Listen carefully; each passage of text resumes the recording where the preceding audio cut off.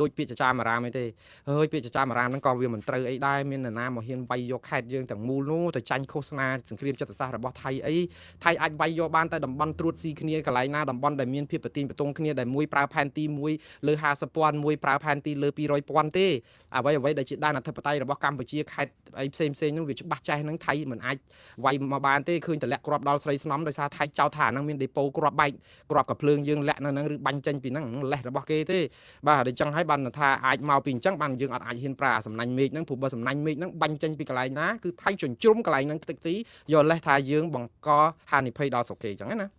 បាទឥឡូវនៅក្នុងពេលដែលថៃកំពុងតែផ្សព្វផ្សាយព័ត៌មានឬក៏ថាគេគ្រប់គ្រងតំបន់នេះគ្រប់គ្រងតំបន់នោះមានតុងជ័យផងមានអីដោតនឹងច្រកអានសេះផងភាសាតាកបីខាងក្រសួងការពារជាតិអ្នកស្រីម៉ាលីសុជាតាអ្នកនាំពាក្យបានទាមទារឲ្យភាគីថៃបញ្ឈប់ការផ្សព្វផ្សាយព័ត៌មានមិនពិតលៀបពណ៌កម្ពុជាខ្ញុំអាសូរអ្នកស្រីម៉ាលីសុជាតាណាគាត់ខំប្រឹងមែនតើនៅក្នុងការជួយតបតទៅថៃវិញព្រោះអីប្រព័ន្ធព័ត៌មានមិនពិតហ្នឹងក៏ច្រើនហើយខ្ញុំថាកម្ពុជាលំបាកណាស់លំបាកទាំងក្រសួងការពារជាតិលំបាកទាំងក្រសួងព័ត៌មានកម្ពុជាលំបាកទាំងរដ្ឋាភិបាលកម្ពុជាទៅទប់ព័ត៌មានមិនពិតគេនេះគឺមានតែអំពាវនាវរាល់ដងគាត់ខំប្រឹងយកបោះត្រាថាคล้ายប៉ុន្តែវាអត់មានប្រសិទ្ធភាពអីប្រហែលទេបងប្អូនដោយសារអីយើងវាអត់មានប្រព័ន្ធផ្សព្វផ្សាយឯករាជ្យរបស់យើងរឿងតែប៉ុណ្្នឹងតាដល់ចឹងខ្ញុំអាណិតអ្នកស្រីម៉ាលីសុជាតាដោយសារអីទៅអំពាវនាវពួកខាងរំលោភឲ្យឈប់រំលោភហើយឈប់រំលោភហើយឈប់ប្រើប្រាស់អាព័ត៌មានរំលោភថាចោតជនរងគ្រោះទៅជាជនប្រព្រឹត្តអីវិញទៅបង្វល់គេអញ្ចឹងវិញណាអាណិតណាអាណិតត្រង់ហ្នឹងព្រោះអីយើងវាអត់មានប្រព័ន្ធយើងដើម្បីទប់គេបានថាក៏ជ្រួចចុះអាយន្តហោះបដិញទៅយើងទប់គេអត់បានឥឡូវសពាវុធនៅក្នុងការផ្សព្វផ្សាយព័ត៌មានទប់ថៃយើងទប់អត់បានដែរព្រោះអីព័ត៌មានអន្តរជាតិរបស់យើងជាភាសាអង់គ្លេសហ្នឹងគឺមានតែព័ត៌មានគេហៅថាគ្រប់គ្រងខុសនិករបស់រដ្ឋាភិបាលដែលគេអត់ជឿយូរហើយដល់ពេលមានការអីមែនតើគេអត់ជឿនៅតែអត់ជឿហើយវាអកុសលទៅទៀតវិទ្យុអាស៊ីសេរីនិងវិទ្យុ VOA គេបិទអស់ទៀតដល់អញ្ចឹងទៅបង្កើតក្រុមថ្មីអីហ្នឹងអ្នកណាគេជឿពួកគាត់យើងអត់អាចទៅផ្សាយព័ត៌មានអ្នកណាទៅហ៊ានដកស្រង់ទូរទស្សន៍អាស៊ីសេរីមកផ្សាយទៅលើឆាកអន្តរជាតិវាអត់មានព្រោះគាត់ជាអង្គការឯកជនដូចខ្ញុំដែរហ្នឹងអ្នកណាមកដកស្រង់ប្រភពមួងណារ៉េតថាឥឡូវថៃវាយដល់នេះវាយដល់នោះគេអត់យកទេហើយខ្ញុំក៏មិនចង់ឲ្យនរណាមកយកដែរព្រោះដោយសារតែខ្ញុំគ្មានក្របខ័ណ្ឌអីណាខ្ញុំមានចុះបញ្ជីឲ្យគេទទួលស្គាល់មានការទទួលខុសត្រូវអីណាវាអត់ទេវាជាអ្នកកាន់ក្បាលមីក្រូម្នាក់មួយមកនិយាយចឹងទៅគាត់ថាសុជីវធម៌សិលធម៌រៀងខ្ពស់ជាងអ្នកមួយចំនួនដែលចេញមកស្រាតអសិលធម៌អីចឹងតែយើងយកជ្រើសរើសវិជ្ជាជីវៈអីឲ្យមានចំណុចអីអាចទទួលយកបានខ្លះតែប៉ុណ្្នឹងតែវាខុសគ្នាប៉ុន្តែសួរថាជាស្ថាប័នឲ្យគេទទួលខុសត្រូវទទួលស្គាល់និងដកស្រង់យើងវាអត់ទេហើយបងប្អូនចេះតែជួយឲ្យខ្ញុំផ្សាយទៅភាសាអង់គ្លេសណាគេស្ដាប់ខ្ញុំអាចគ្រាន់តែប្រាប់ព័ត៌មានបងប្អូនដែលពុលវល់តាមបណ្ដាញសង្គមមិនដឹងស្ដាប់អីបានហ្នឹងចេះតែជួយបំពេញអាការខ្វះចន្លោះហ្នឹងតែប៉ុន្តែឲ្យគេជឿយើងគេអត់ជឿទេបើអាស៊ីសេរីនៅដូចដើមណាកុំតាន់រំលាយទៅទូរទស្សន៍អាស៊ីសេរីហ្នឹងនៅជាវិទ្យុអាស៊ីសេរីហើយផ្សាយទៅជាភាសាអង់គ្លេសហ្នឹងក៏គេដកស្រង់ដែរសារព័ត៌មានអន្តរជាតិដកស្រង់វិទ្យុអាស៊ីសេរីរាល់តែពេលទៅអត់តែឥឡូវទេគេមិនអាចដកស្រង់ទូរទស្សន៍អាស៊ីសេរីទៅបានទេព្រោះគាត់អត់មានក្របខ័ណ្ឌអីទៀតទេហើយខ្ញុំនិយាយនេះមិនមែនបន្តិចប្រអាក់គាត់ថាធ្វើការហ្នឹងមិនគេអត់ទទួលស្គាល់មិនមែនទេព្រោះពួកគាត់ដូចតែខ្ញុំចឹងដែរចឹងផ្សាយអញ្ចឹងទៅតែសរសើរខំពួកគាត់ខំតែអត់បានប្រាក់អីមួយរៀល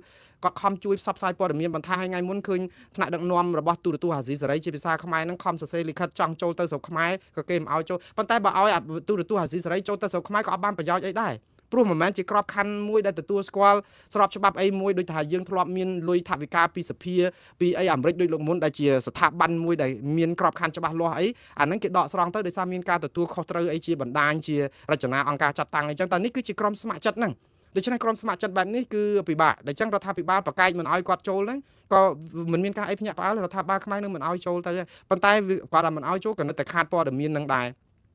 តែយ៉ាងណាបងប្អូនអាហ្នឹងឲ្យបានយើងថាព័ត៌មានយើងវាអត់មានអញ្ចឹងទៅវាធ្វើឲ្យយើងពិបាកមែនតើក្នុងការទប់ទល់នឹងព័ត៌មានថៃឥឡូវបានតែរដ្ឋមន្ត្រីក្រសួងអ្នកនាំពាក្យក្រសួងការពារជាតិខំអំពាវនាវកុំឲ្យគេលាបពណ៌ខ្ញុំថានរណាលាបពណ៌អីលាបទៅកុំធ្វើត្រូវឲ្យដូចគេលាបពណ៌អាហ្នឹងបានជារឿងសំខាន់ព្រោះបើយើងជាមាសសុទ្ធកុំខ្លាចភ្លើងវាជាការពិតដែរអាព័ត៌មានហ្នឹងគឺគេធ្វើបាបយើងមែនតើប៉ុន្តែយើងឲ្យច្បាស់ក្នុងខ្លួនយើងភ័ស្តុតាងយើងមានចឹងបានថាថៃលាបពណ៌អីលាបកុំខ្វល់ដាក់ពាក្យប្តឹងទៅដល់តុលាការ ICC ដាក់ពាក្យប្តឹងទៅដល់តុលាការ ICJ we all set អង់គ្លេសថា we all set បានន័យថាយើងចប់សពគ្រប់ការពារខ្លួនបានហើយប៉ុន្តែបើនៅអំពាវនាវឲ្យថៃនេះទៅសុំភ្លើងយក្សទេគេចង់តែផ្សាយព័ត៌មានដើម្បីបំផ្លាញយើងទាំងចិត្តសាស្ត្រទាំងអីហ្នឹងតាបំបាក់ស្មារតីតបយើងគេធ្វើតែអញ្ចឹងតាសំខាន់តើយើងមានព័ត៌មានពីខាងយើងហ្នឹងទៅតបគេវិញបានអត់ដូចអាគេកំពុងតម្លាក់គ្រាប់ S16 អញ្ចឹងតើយើងមានអាសំណាញ់មេឃហ្នឹងទៅទប់គេអត់ឥឡូវយើងអត់អាសំណាញ់មេឃហ្នឹងយើងថាមានឥឡូវក៏យើងអត់មានទៀតឥឡូវដល់ព័ត៌មានក៏ដូចគ្នាអញ្ចឹងដែរយើងអត់អាចធ្វើអញ្ចឹងកើតទេគឺយើងមានតែដាក់ពាក្យប្តឹងទៅតុលាការអន្តរជាតិទៅហើយដល់ពេលអញ្ចឹងទៅបានឃើញតុលា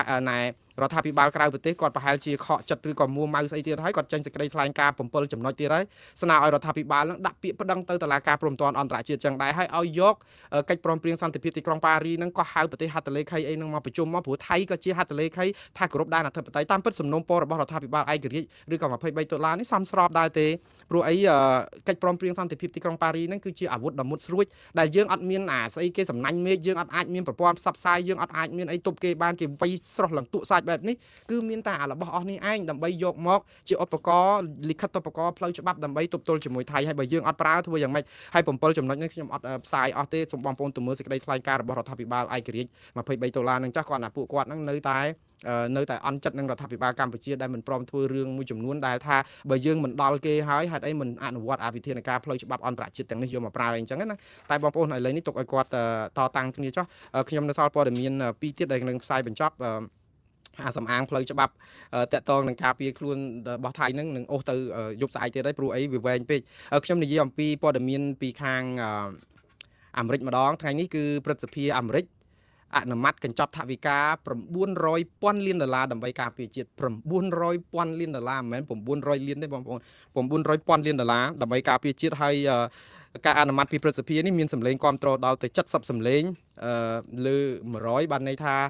គណៈបកប្រជាធិបតេយ្យក៏គ្រប់គ្រងឲ្យជួយខាងការពារជាតិនឹងឲ្យរឹងមាំដែរហើយក្នុងថវិកាការពារជាតិនេះគឺនឹងដំឡើងប្រាក់ខែទាហាន3.8% សម្រាប់ដើមឆ្នាំហ្នឹងឆ្នាំ2026ហ្នឹងប្រាក់ខែទាហានអាមេរិកទាំងអស់នឹងឡើង3.8% ទៀតហើយក្រៅពីឡើង3.8% លោកត្រាំឲ្យសែកម្នាក់មួយសន្លឹកដល់ទាហានដែលកំពុងបំពេញបេសកកម្មជាងជិត1,500,000នាក់គឺម្នាក់បាន$1,776សែកមួយនេះគឺមុនបុណ្យណូអែលនេះគឺជាកាដូបុណ្យណូអែលសម្រាប់លោកត្រាំគាត់ថាបានប្រមូលពីការតម្លើងពន្ធលើប្រទេសទាំងឡាយអីចឹងទៅទឹកប្រាក់នេះបើគិតទៅប្រហែលជាជាង$2,000,000,000ដែរដើម្បីចែកជូនទាហានគាត់ណាចាយបុណ្យចូលឆ្នាំបុណ្យណូអែលណាហើយគាត់ថាលុយនេះគឺសម្រាប់ទាហានទាំងអស់ដែលកំពុងបំពេញបេសកកម្មឬទាហានអាមេរិកសកម្មហ្នឹងជាង1,450,000 នាក់ជាង1,450,000 នាក់ហ្នឹងម្នាក់$1,776ហេតុអី$1,776ដោយសារគាត់យកថ្ងៃដែលជាឆ្នាំដែលអាមេរិកបានឯករាជ្យពីអង់គ្លេសឆ្នាំ1776 ឆ្នាំមុនគឺថ្ងៃទី4ខែកក្កដាឆ្នាំ1776ចឹងឲ្យសែកហ្នឹងទឹកប្រាក់ប៉ុណ្ណឹងបាទនេះគឺជារឿងអាមេរិកគេធ្វើព្រោះលុយគេច្រើនតែយ៉ាងណាអាមេរិកសបាយក្អាកក្អាយជាមួយទាហានយ៉ាងណាសូមឲ្យបងប្អូនខ្មែរនិងរដ្ឋាភិបាលកម្ពុជាតោះរួមគ្នាសរសេរលិខិតទៅលោកត្រាំឲ្យខាងតែបានដាក់ទណ្ឌកម្មថៃពីរឿងយក F16 ទម្លាក់លើដែនខ្មែរហើយ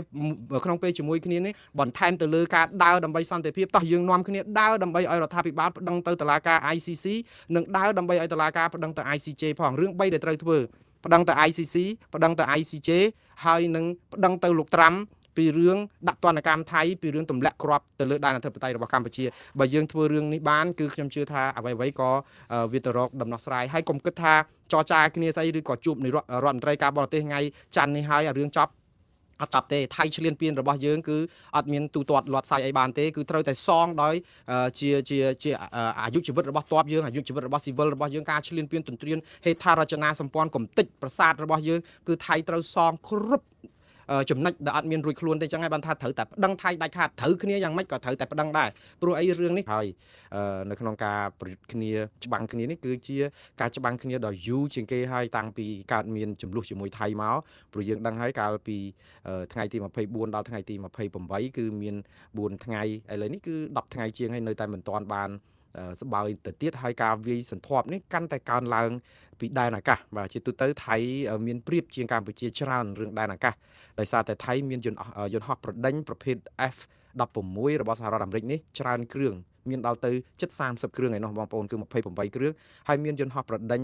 ប្រភេទលបឿនលឿនហើយនឹងមានឥទ្ធិពលនៅក្នុងការទម្លាក់គ្រាប់បានរហ័សនិងចំគោលដៅនេះគឺប្រភេទ Gripen Fighter Jet Speedway Ad នោះ11គ្រឿងទៀតដូច្នេះជារួមថៃមានយន្តហោះប្រដេញប្រភេទនេះប្រមាណជា40គ្រឿងឯកម្ពុជាវិញតាមមួយគ្រឿងក៏គ្មានដែររឿងនិយាយយន្តហោះប្រដេញគាត់ថា vì đằng nông Campuchiaធ្លាប់អួតថាមានសំណាញ់មេឃអីដែលអាចចាប់យន្តហោះទាំងអស់នេះបានក៏ប៉ុន្តែមកដល់ពេលនេះគឺពុំមានសំណាញ់នេះដែលអាចនឹងឃើញថាចាប់បានយន្តហោះនេះមួយនៅឡើយទេហើយយើងគិតថាប្រហែលជាអាចទុកចុងក្រោយសម្រាប់នៅពេលដែលយន្តហោះនេះហោះមកម្ដង30-40គ្រឿងហ្នឹងចាប់មកសំណាញ់ឲ្យជាប់ឬក៏យ៉ាងម៉េចបងប្អូនចិត្តតែរងចាំដែរតែយ៉ាងណាទ័ពអាកាសថៃនៅតែបន្តប្រើយន្តហោះនេះគឺបើតាមក្រសួងការពារជាតិគឺមានទាំងនៅទីតាំងភូមិសាស្ត្រក្រុងប៉ោយប៉ែតហ្នឹងខេត្តបន្ទាយមានជ័យទម្លាក់គ្រាប់បែក2គ្រាប់ហើយក៏ទម្លាក់គ្រាប់នេះនៅភូមិសាស្ត្រភ្នំខ្មោចភូមិសាស្ត្រពាក់ស្បែកហើយមាននៅរសៀលនេះដែរគឺទម្លាក់គ្រាប់4គ្រាប់ទៀតនៅក្នុងភូមិសាស្ត្រក្រុងសេរីសុភ័ណ្ឌខេត្តបន្ទាយមានជ័យដូច្នេះយើងឃើញទីតាំងទម្លាក់គ្រាប់នេះគឺមាននៅតែច្រើនហើយនៅក្នុងថ្ងៃទី18នេះសពាវុធគ្រប់ប្រភេទដែលយោធាថៃប្រើនៅពេលប្រតិបត្តិការវាយសន្ធាប់ចូលក្នុងទឹកដីដែនអធិបតេយ្យកម្ពុជារាប់ចាប់តាំងពីម្សិលមិញផងគឺមានតាំងពីកំភ្លើងដេកាមានកំភ្លើង100មីលីម៉ែត្របំពាក់លើរថក្រោះមានកំភ្លើងធំ105មីលីម៉ែត្រ155មីលីម៉ែត្រកំភ្លើងគាំទ្រគ្រប់ប្រភេទដ្រូនបាញ់ផ្សែងពុលដ្រូនទម្លាក់ភ្លើងដ្រូនអត្តឃាតនិងដ្រូនបំពាក់កំភ្លើងនិងរថក្រោះជាដើមដូច្នេះអ្វីដែលក្រសួងការពារជាតិកម្ពុជាបានបញ្ជាក់នេះគឺមែនតើទាហានថៃនៅតែវាយសន្ធាប់ខ្លាំងណាស់នៅក្នុងដែនអធិបតេយ្យរបស់កម្ពុជានៅពេលដែលកម្ពុជាពុំមានអ្វីដែលអាចទប់បានក្រៅតែពីបេះដូងដ៏មោះមុតរបស់ទាហានយើងហើយនឹងមាន BM21 ដែរ BM21 របស់កម្ពុជានេះមែនតើក៏មានប្រសិទ្ធភាពច្រើនណាស់ដែរនៅក្នុងការដែលទប់ថៃកុំឲ្យឆ្លៀនពៀនជ្រៀតជ្រៅចូលបានន័យថាចូលជ្រៀតឆ្លៀតជ្រៅមកក្នុងដែនអធិបតេយ្យដោយសារតែ BM21 នេះឯងបានថៃរករឿងទម្លាក់នៅឯប៉ោយប៉ែតនៅម្ដុំក្រុងប៉ោយប៉ែតហ្នឹងដោយថៃអះអាងថាគេទម្លាក់ទៅលើឃ្លាំងស្តុកទុកគ្រាប់ BM21 ថៃតាមពិតខាងយោធាថៃបានបញ្ជាក់ថាការដែលគេទម្លាក់គ្រាប់នៅក្នុងក្រុងប៉ោយប៉ែតនេះគឺដោយសារតែគេឃើញមានទាហានកម្ពុជាយើងទាហានខ្មែរយើងកែនឬក៏បង្កើនចំនួនច្រើនទៅទល់ដែនឬម្ដុំតំបន់ប៉ោយប៉ែតហ្នឹងហើយមានដេប៉ូឬក៏ឃ្លាំងដាក់គ្រាប់សពាវុធផ្សេងហ្នឹងដែលថៃគេចាត់ទុកថាអានោះគឺជាឃ្លាំងគ្រាប់បងប្អូនសួរថាហេតុអីបានជាថៃច្បាស់មិនដឹងថាកន្លែងណាគ្រាប់ហើយដឹងកន្លែងណាយោធាខ្មែរយើងឡើងទៅជួរមុខរឿងមាន2ដើម្បីដែលថៃដឹងរឿងមាន3ដែលថៃអាចដឹងព័ត៌មានទាំងនេះពីខ្មែររឿងដែលងាយបំផុតហើយឆាប់ដឹងបំផុតគឺថៃមានប្រព័ន្ធ drone បាទប្រព័ន្ធស៊ើបការរបស់ថៃហោះលើអវកាសហើយថៃក៏មានប្រព័ន្ធsatellite គឺប្រព័ន្ធផ្កាយរណបរបស់គេនៅក្នុងការឃ្លាំមើលសកម្មភាពរបស់យើងបានដែរអត់មានពិបាកទេព្រោះអីបច្ចេកវិទ្យារបស់ថៃហ្នឹងក៏គេមានប្រើអាហ្នឹងអីចឹងទៅហើយអាហ្នឹងតាក់ទងនឹង drone និងយន្តហោះស៊ើបយកការហ្នឹងគឺអាចនឹងយកព័ត៌មានបានយ៉ាងលឿនហើយចាក់ច្បាស់ទៀតព្រោះអីហោះពីលើយើងរាល់តែម៉ោងរាល់តែពេលទេអាហ្នឹងយន្តហោះ drone ប្រភេទស៊ើបការក្រៅពីហ្នឹងក៏ថៃប្រើ drone ទម្លាក់គ្រាប់ drone អត្តឃាត drone ទម្លាក់គ្រាប់បានន័យថាទម្លាក់គ្រាប់ហើយយន្តហោះទៅវិញយកគ្រាប់មកទម្លាក់ទៀតអា drone មួយប្រភេទទៀតគឺ drone អត្តឃាតហ្មងបានន័យថាមកហើយអត់ទៅវិញទេដាក់គ្រាប់មកហើយគឺទោះជាយើងបាញ់ធ្លាក់ drone ហ្នឹងគឺបានន័យថា drone ហ្នឹងគឺមកសម្រាប់ខ្លួនតែម្ដងបាទអត់មានវិលទៅវិញទេអានេះគឺជាប្រភេទ drone ដែលពួកខាងទាហានអ៊ុយក្រែនប្រើបានជោគជ័យមែនតើនៅក្នុងការទប់ស្កាត់ទាហានរុស្ស៊ីដែលឈ្លានពាននៅអ៊ុយក្រែនណាប៉ុន្តែឥឡូវនេះថៃក៏បានប្រើ drone អត្តឃាតបែបនេះច្រើនដែរហើយក៏គេចោទខាងភាគីកម្ពុជាថាក៏ប្រើ drone អត្តឃាតបែបនេះដែរមិនអត់ទេវាមានទៅមានមកអញ្ចឹងទៅយ៉ាងណាបើតាមមើលថៃនៅតែចោទប្រកាន់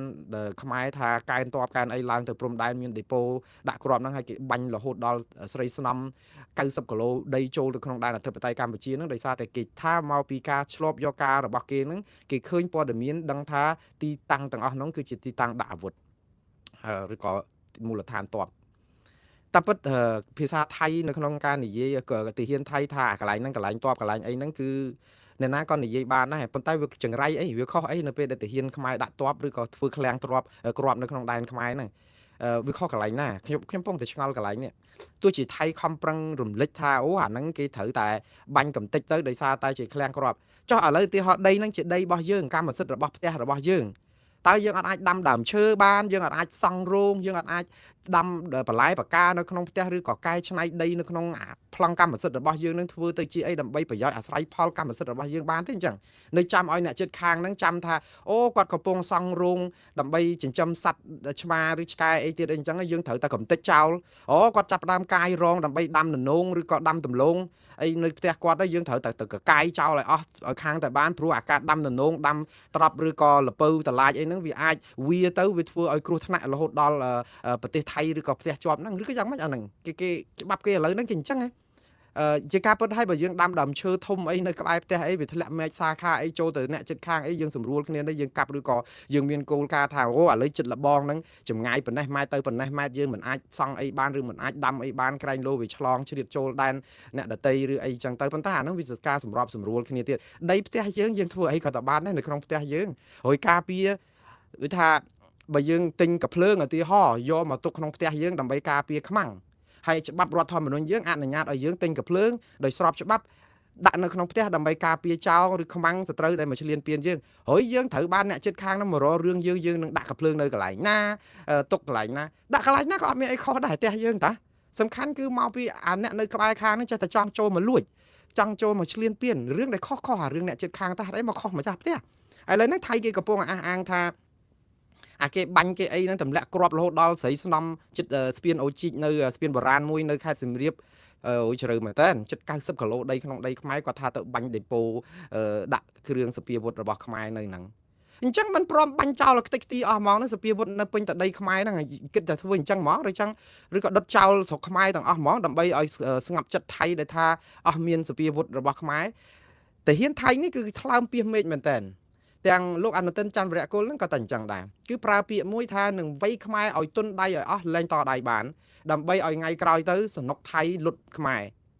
ភាសាបែបនេះគឺជាភាសាអគុណធម៌អសិលធម៌មែនតើព្រោះអីប្រជាជាតិមួយជាដែនអធិបតេយ្យអត់មានយើងមកគ្រប់គ្រងខ្មែរដើម្បីឲ្យទាហានខ្មែរបាក់បបខ្លោបខ្លាចដើម្បីខ្លួនឯងអាចបង្ក្រាបបានទេមិនមែនអញ្ចឹងទេភាពខែងរ៉ាញ់អស្ចារ្យនៃប្រទេសមួយមិនមែននៅលើការគម្រាមកំហែងអ្នកដទៃដោយសារតែឯងជាបងធំទេភាពខែងរ៉ាញ់នៃប្រទេសមួយគឺដោយសារខ្លួនមានសិលធម៌ជីវធម៌សេចក្តីថ្លៃថ្នូរនិងការគោរពច្បាប់ទម្លាប់អន្តរជាតិនិងជាអ្នកភូមិផងលបងជាមួយដែលអាចរស់នៅជាមួយគ្នាបានមិនមែនមកឈ្នានេះខ្លាចតែគេលើសថៃកំពុងខ្លាចខ្មែរលើហើយដល់ពេលអញ្ចឹងយកលេសហ្នឹងមកចង់បង្ក្រាបយើងតើថៃមានសិទ្ធិអីមកបង្ក្រាបយោធាខ្មែរនៅក្នុងដែនអធិបតេយ្យខ្មែរក្នុងការការពារជាតិស្របច្បាប់នេះវាអត់មានច្បាប់ណាចែងមកដែលយើងទៅរករឿងប្រទេសគេលើកលែងតែគេទៅធ្វើអីធ្វើទុកបុកម្នេញខ្លួនប៉ុន្តែថាខ្មែរអត់ដែលបានធ្វើទុកបុកម្នេញថៃសូម្បីតែម្ដងថៃតើឈ្លានពានខ្មែរគ្រប់តែលើកដូច្នេះខ្ញុំជឿថាភាសារបស់ថៃនេះគឺជាភាសាប្រជាពិធប៉ុន្តែចង់បង្ហាញពិភពលោកថាខ្លួនធ្វើនឹងត្រូវគ្រប់យ៉ាងហើយរឿងនេះដែលវាអាភ័ព្វរឿងខ្មែរទៀតអាភ័ព្វរឿងអីថៃនិយាយអីក៏បានដែរដោយសារតែគេមានប្រព័ន្ធផ្សព្វផ្សាយហើយអាប្រព័ន្ធផ្សព្វផ្សាយរបស់គេនឹងទៀតសោតហ្នឹងត្រូវបានសារព័ត៌មានអន្តរជាតិយកទៅធ្វើតាមស្ដាប់តាមគួរឲ្យអកុសលមែនតើប៉ុន្តែយ៉ាងណាបងប្អូនឥឡូវអ្នកណាស្ដាប់បានស្ដាប់មិនបានឥឡូវយើងគិតមើលថាមកនេះគឺទាហានថៃជាពិសេសខាងយោធាខាងទ័ពអាកាសរបស់ថៃអីហ្នឹងគេប្រកាសថាគេវាយបានគ្រប់គ្រងតំបន់ 85% ដែលគេប៉ុនប៉ងដណ្ដើមពីកម្ពុជាតំបន់អីគេខ្លះដែលគេប៉ុនប៉ងដណ្ដើមពីកម្ពុជាបងប្អូនរឿងដែលសំខាន់ចេះបងប្អូនមានចាំទេកាលពីថ្ងៃទី24ដល់ថ្ងៃទី28ខែកក្កដាថៃប្រកាសថាវាយដណ្ដើមបានទីតាំង10កន្លែងយកទៅគ្រប់គ្រងដែលពីមុនគេគ្រប់គ្រងទាំងស្រុងអត់បានទេគឺយកទៅបានលើកឡើងតែប្រាសាទតាកបីមួយទេអញ្ចឹងក្នុងនោះគឺមានអីប្រាសាទតាមន់ធំប្រាសាទតាមន់តូចតំបន់ភ្នំទ្រាប់ហើយនឹងច្រកអានសេះផងព្រោះច្រកអានសេះនេះតាំងពីដើមឡើយមកគឺខ្មែរជាអ្នកគ្រប់គ្រងថាយើងគ្រប់គ្រងដាច់ដល់ពេលវាយគ្នាក្តាំងមកស្រាប់តែថៃគ្រប់គ្រងបានខ្លះមិនមែនបាន 100% ទេព្រោះអីយើងឃើញថៃយកស្បៃយកអីយកមកអញ្ចឹងទាហានខ្មែរទៅដកស្បៃចេញទាហានថ្មីថៃយកស្បៃនឹងបលាលួសយកមកដាក់វិញអីអញ្ចឹងទៅប្រទាញបន្ទងគ្នានៅកន្លែងរោងលោកតាអ៊ុំហ្នឹងយើងឃើញហើយមិនអញ្ចឹងជាក់ស្ដែងគឺឃើញទាហានឈុតខ្មៅថៃនៅហ្នឹងពេលពួកខាងសង្កេតការអាស៊ានចុះទៅអីហ្នឹងក៏ឃើញប្រទាញបន្ទងគ្នារុញគ្នាទៅវិញទៅមកហ្នឹងដោយសារតែតំបន់ហ្នឹងពេលដែលវាយប្រាវ24ដល់28ហ្នឹងគឺថៃមកចូលដល់តំបន់ហ្នឹងគ្រប់គ្រងអីបានខ្លះតែមិនបានទាំងអស់ទេប៉ុន្តែមកដល់ម៉ោងនេះអ្វីកន្លែងដែលគេថាអត់ទាន់គ្រប់គ្រងបានអស់ហ្នឹងគេថាគេគ្រប់គ្រងបានថែមរហូតដល់85% បានន័យថាម៉េចបានន័យថាគេអាចគ្រប់គ្រងតំបន់ច្រកអានសេះហ្នឹងទាំងស្រុងហើយក៏គេអាចគ្រប់គ្រងប្រាសាទតាកបីថែមទៀតកុំនិយាយរឿងភ្នំទ្រាប់ហើយនឹងប្រាសាទតាមន់ធំនិងប្រាសាទតាកបីប្រាសាទតាមន់តូចអីកាលតែពីមុនដែលថៃថាគ្រប់គ្រងបានបើថៃអះអាងថាខ្លួនគ្រប់គ្រងបានថែម85% ទៀតនៅអ្វីដែលគេមិនទាន់បានគ្រប់គ្រងបានន័យថាគេអាចគ្រប់គ្រងច្រកអានសេះនឹងបានហើយនឹងប្រាសាទតាកបីនេះទៀតអាហ្នឹងសម្រាប់ការអះអាងរបស់ថៃទេបងប្អូនខ្ញុំនៅតែប្រើពាក្យថាការអះអាងខ្ញុំអត់និយាយថាព័ត៌មាននេះពិត 100% ទេព្រោះអ្វីគឺអាស្រ័យនៅលើក្រសួងការពារជាតិយើងជាអ្នកដែលតបទៅវិញហើយបញ្ជាក់តួលេខប្រាប់ថាការដែលនិយាយរបស់ថៃហ្នឹងគឺមិនពិតប៉ុន្តែមកដល់ម៉ោងនេះក្រសួងការពារជាតិអត់ទាន់ទាត់ចោលព័ត៌មានរបស់ថៃនិយាយពីរឿងយកតុងជ័យយកមកដោតនៅក្នុងប្រាសាទតាកបីនៅឡើយទេណា មកដល់បានអត់តមានទេព្រោះក្រសួងការពារជាតិលឿនណាស់នៅក្នុងការច្រានចោលព័ត៌មានថាជាព័ត៌មានคล้ายៗហើយខ្ញុំរីករាយនឹងផ្សាយប៉ុន្តែយើងមកចាំដល់ថ្ងៃនេះតាំងពីថ្ងៃ15មកដល់ថ្ងៃនេះគឺថ្ងៃទី18 4ថ្ងៃហើយគឺអត់មានការថ្លែងការពីក្រសួងការពារជាតិទាត់ចោលអាតុងជ័យហ្នឹងថាជាคล้ายៗគូសរូបវីដេអូហ្នឹងដាក់ fake news អីចឹងកាលមុនគឺក្រសួងការពារជាតិធ្វើអញ្ចឹងរហូតរួមទាំងក្រសួងព័ត៌មានក្រសួងអីផងប៉ុន្តែឥឡូវនេះអត់មានទេសូម្បីតែនៅតំបន់កន្លែងច្រកអានសេះហ្នឹងក៏មិនឃើញយកអារូបគេដាក់តុងជ័យហើយឈូសឆាយដុំថ្មនៅអាកន្លែងរោងលោកតាអ៊ុំហ្នឹងហើយគេច្រៀងចម្រៀងជាតិរបស់ថៃអីនៅច្រកអានសេះហ្នឹងយើងអត់ទៅយកអាស្លាកដាក់ថាព័ត៌មានคล้ายៗចឹងបោះត្រានៅលើហ្នឹងវាអត់មានអញ្ចឹងបានថាខាងភាគីកម្ពុជាអាចមិនទាន់ច្បាស់នៅក្នុងចិត្តថាព័ត៌មានហ្នឹងគេអាចយកបានចឹងហ្នឹងប៉ុន្តែយើងប្រទាញបតុងគ្នាទៅវិញទៅមកដែរព្រោះអីនៅតំបន់ហ្នឹងឮសូរថាបាញ់គ្នាទាញបតុងគ្នាខ្លាំងណាស់រាល់ថ្ងៃហ្នឹងក្រសួងការពារជាតិថ្ងៃហ្នឹងក៏និយាយដែរថាចង់និយាយថាខាងយោធាថៃអះអាងថាគ្រប់គ្រងបាន 85% នៃតំបន់ទីតាំងដែលកំពុងតែក្តៅកគុកហ្នឹងប៉ុន្តែខាងកម្ពុជាអះអាងចេះវិញក្រសួងការពារជាតិអះអាងថាទាហានខ្មែរនៅឈរជើងយ៉ាងរឹងមាំស្វិតស្វាញនៅគ្រប់គោលដៅឈរជើងយ៉ាងរឹងមាំស្វិតស្វាញនៅគ្រប់គោលដៅប៉ុន្តែឃ្លានេះមិនបាននិយាយថា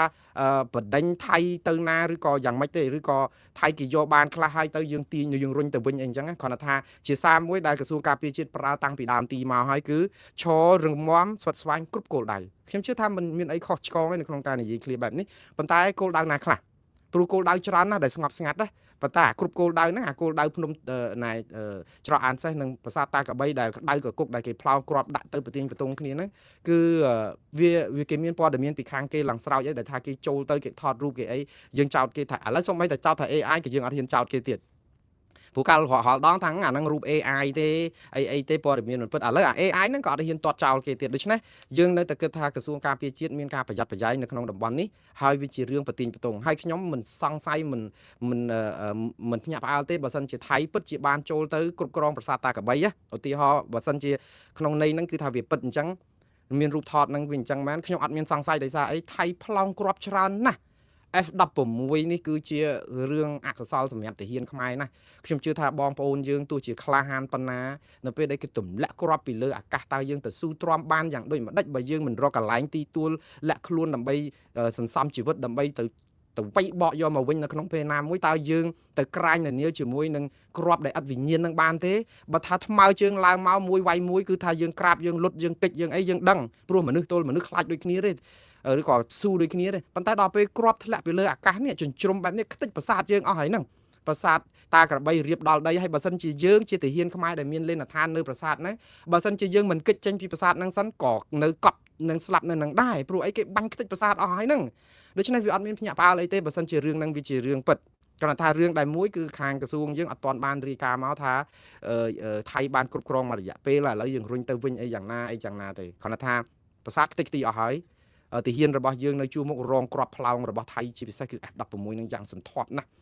ដែលខ្ញុំមានការអាណិតអាសូរបងប្អូនទាហានជួរមុខយើងមែនតើនៅតែបន់ស្រន់ឲ្យវត្ថុស័ក្តិសិទ្ធិនៅក្នុងលោកទេវតារក្សាទ្វីបលោកជាពិសេសបុព្វបុរសពលឹងដូនតាខ្មែរស្ដេចចំនួនណាក៏ដោយអ្នកដែលការពារព្រឹកព្រៃប្រាំងប្រាសាទខ្មែរនឹងជួយ